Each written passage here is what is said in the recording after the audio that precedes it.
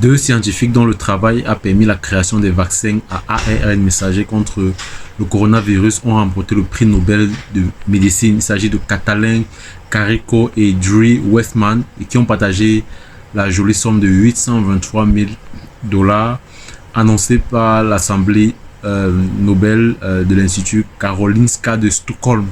Alors, il s'agit de deux scientifiques qui ont été récompensés du prix Nobel de physiologie en médecine en 2023 à cause de leur contribution à la biologie de l'ARN qui a contribué au développement des vaccins pendant la pandémie de Covid. On parle justement des vaccins ARN. Vous savez, avec le coronavirus, il y a eu cette innovation avec le développement des vaccins ARN.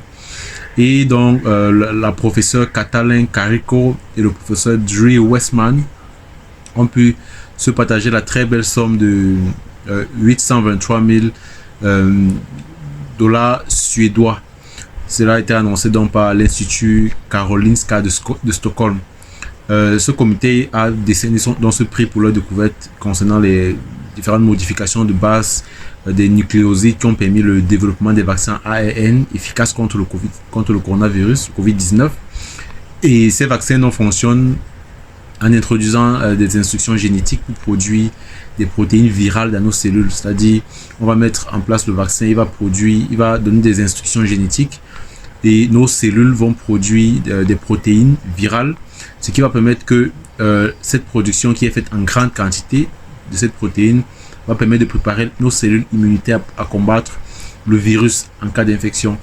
Donc, l'obstacle majeur dans le développement de ces vaccins était que les premiers prototypes de ces ARN synthétiques ont provoqué des réactions inflammatoires, ce qui a fait en sorte qu'ils soient inadaptés à un usage médical.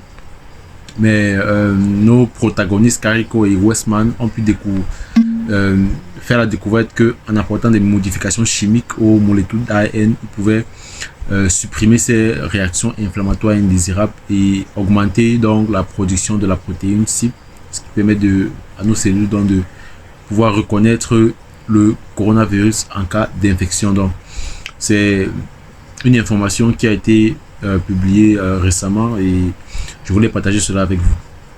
Si vous avez des commentaires, je vous prie de vous les mettre dans la rubrique commentaires. On se revoit pour une prochaine vidéo. Sentez-vous bien.